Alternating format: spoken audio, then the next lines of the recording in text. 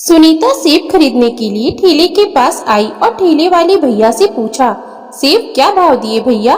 ठेले पर पहले से एक व्यक्ति सेब खरीद रहा था। सुनीता की आवाज सुनकर ज्यों ही उस व्यक्ति ने पलटकर देखा तो सुनीता चौंक गई, क्योंकि वह व्यक्ति और कोई नहीं सुनीता का पति मोहन था। मोहन ने सुनीता को देखा तो अजीब सा मुंह बना लिया। ठेले वाले ने सुनीता के पूछे गए सवाल पर कहा, 200 रुपए के 3 किलो दिए बहन, ले जाओ, आज सस्ते कर दिए हैं। सुनीता ने कहा, नहीं नहीं लेने भाई, तुम्हारे सेब गंदे हो गए हैं। ठेले वाला बोला, ये क्या कह रही हो बहन, सेब तो एकदम साफ सुथरे हैं। मोहन बोला, कुछ लोगों की आंखों में ही गंदगी होती है भाई, नहीं ले रही तो रहने दो, वैसे भी इसकी औकात आधा किलो से ज्यादा सेब खरीदने की नहीं लगती।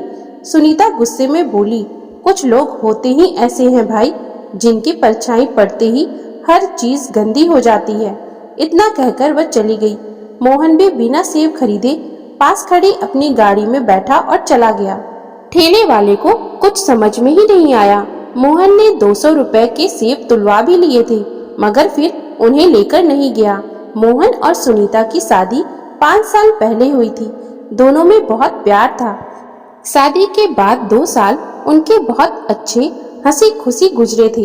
एक दूसरे का हाथ पकड़कर घूमना, एक दूसरे के कंधे पर सर रखकर फिल्म देखना। मोहल्ले की औरतें भी उनके जुगलबंदी से ईर्ष्या करती थी, मगर कहते हैं ना कि ज्यादा प्यार हो तो किसी की भी नजर लग जाती है। एक दिन मोहन यार दोस्तों के साथ बैठकर शराब पी आया। सुनीता को पीने वालों से नफरत थी।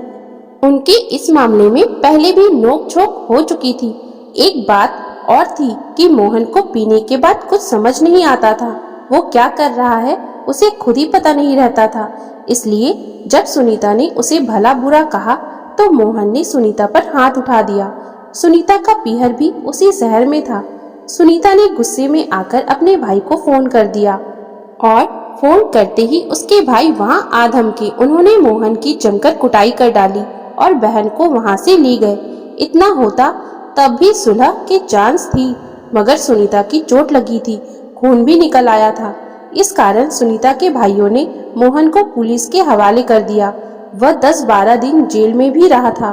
उस बात को 3 साल हो चुके थे। किसी तरफ से तलाक का मुकदमा नहीं हुआ था, मगर सुलह का प्रयास भी नहीं हुआ। उन दोनों को आपस में इतना बैर हो गया कि जब भी मोहन और सुनीता का आमना सामना होता था, दोनों एक दूसरे को नीचा दिखाने की कोशिश करते थे। वे आज भी कानूनी रूप से पति पत्नी थे, मगर एक दूसरे के दुश्मन थे। अगले दिन उसी फलों के ठेले पर सुनीता सेब खरीद रही थी कि वहां मोहन आ गया। सुनीता ने आधा किलो सेब खरीदे थे। मोहन देख रहा था। वह फल वाले से बोला, भाई 5 किलो सेब तौल दो।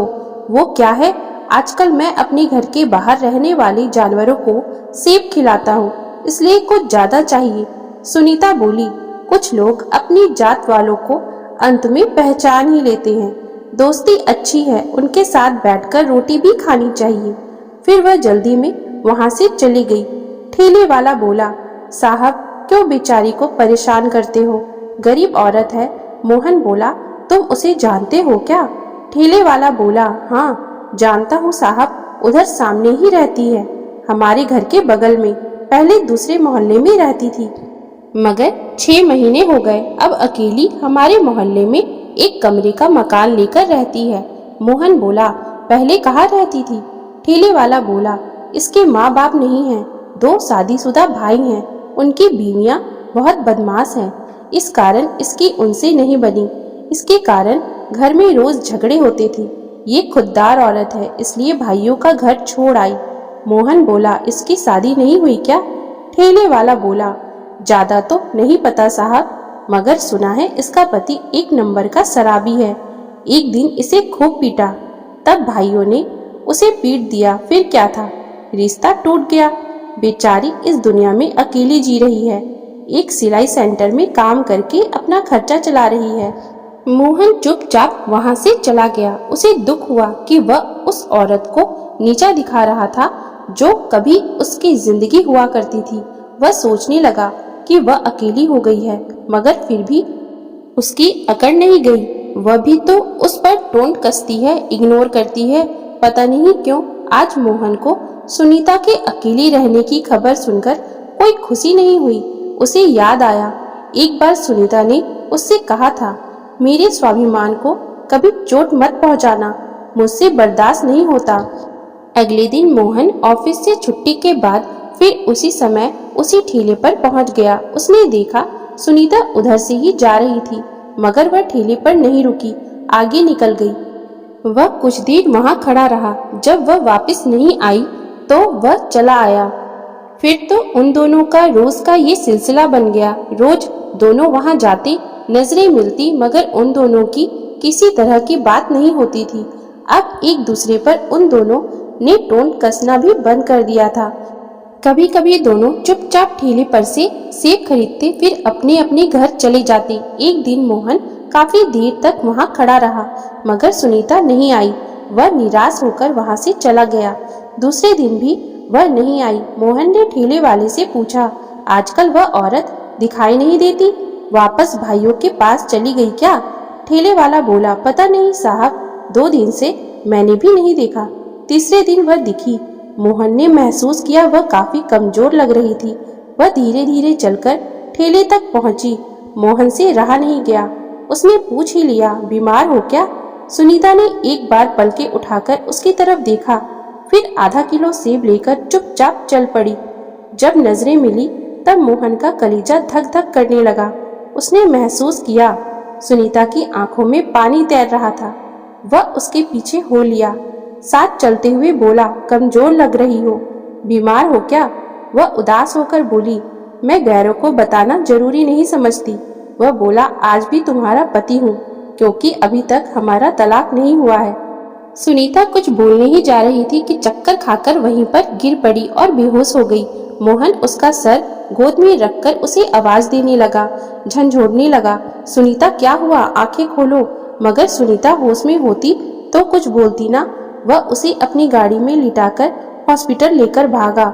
डॉक्टरों ने उसे आईसीयू में भर्ती कर लिया और तुरंत ही उसकी कुछ जांचें की गई। जांच रिपोर्ट आई तब मोहन को पता चला सुनीता को डेंगू है। प्लेटलेट्स की संख्या बहुत ज्यादा नीचे गिर गई थी। 2-3 बार खून चढ़ाया, तब जाकर प्लेटलेट्स की संख्या कुछ बढ़ी और वह होश में आई। जब वह उससे मिला तो बोला, अब कैसी हो? सुनीता बोली, कैसी भी हूँ, तुम्हें क्या फर्क पड़ता है? अब तो मेरा कोई भी नहीं है। इस दुनिया को मेरे रहने या न रहने से कोई फर्क नहीं पड़ेगा। मोहन बोला, एक बात कहूँ? सुनीता बोली, क्या? वह बोला, माफ कर दो सुनीता। सुनीता बोली, दया दिखा रहे हो क्या मुझ पर? वह भरी आंखों से बोला, माफी मांग रहा हूँ। जानता हूँ तुम बहुत स्वाभिमानी हो। 3 साल से तुझसे माफी मांगने की कोशिश कर रहा हूँ, मगर कभी तुम्हारी तो कभी मेरी ईगो बीच में आ जाती है और माफी मांगने के बजाय गुस्से और ईगो में आकर तुम्हें कुछ उल्टा बोल जाता हूँ। लेकिन आज सब कुछ साइड रखकर सच्चे दिल से तुमसे माफी मांग रहा हूँ। छोटी सी गलती की बहुत बड़ी सजा भुगत चुका हूँ। माफ कर दो सुनीता। सुनीता बोली, एक बात बोलूं? वह बोला, क्या? वह बोली, पहले क्यों नहीं आए? वह बोला, तुमसे डर लगता था, तुम टोंट बहुत बुरी कसती हो। वह बोली, टोंट कसने में भी प्यार होता है, बात करने का बहाना मिल जाता है, आवाज सुनने को मिल जाती है।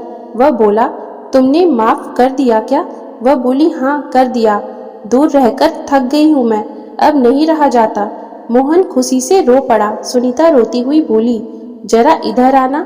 मोहन उसके करीब हुआ तो वह झपटकर उसके गले लग गई, फिर फफक फफक कर रो पड़ी। बोली, आप बहुत बुरे हो, 3 साल हो गए, मेरी जरा भी याद नहीं आई। मोहन बोला, भूला ही कब था जो याद करता। फिर अगले 2 दिन में उसकी प्लेटलेट्स तेजी से बढ़ी और उसे अस्पताल से छुट्टी मिल गई। वह फिर से अपने पति के घर आ गई, एक नई जिंदगी की शुरुआत करने के लिए। दोस्तों, शराब की लत ने कभी किसी का घर अच्छे से बसने नहीं दिया और नशे में इंसान को कुछ भी सही गलत का पता नहीं लगता कि वह क्या कर रहा है। और जब तक इंसान को अपनी गलती का एहसास होता है तब तक बहुत देर हो चुकी होती है। आज मोहन को समय रहते अपनी गलती का एहसास और सुनीता की जिंदगी की सच्चाई का पता चल गया। जिससे उन दोनों ने अपनी जिंदगी की दोबारा से शुरुआत कर दी।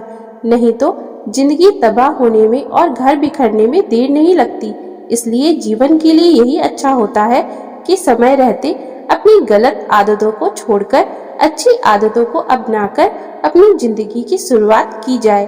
तो दोस्तों, अगर आपको हमारी आज की ये कहानी अच्छी लगी हो तो कृपया आप हमारे चैनल को लाइक, शेयर और सब्सक्राइब जरूर कर लें, जिससे हम आपके लिए और भी अच्छी अच्छी कहानियाँ लाते रहें। Thank you for watching.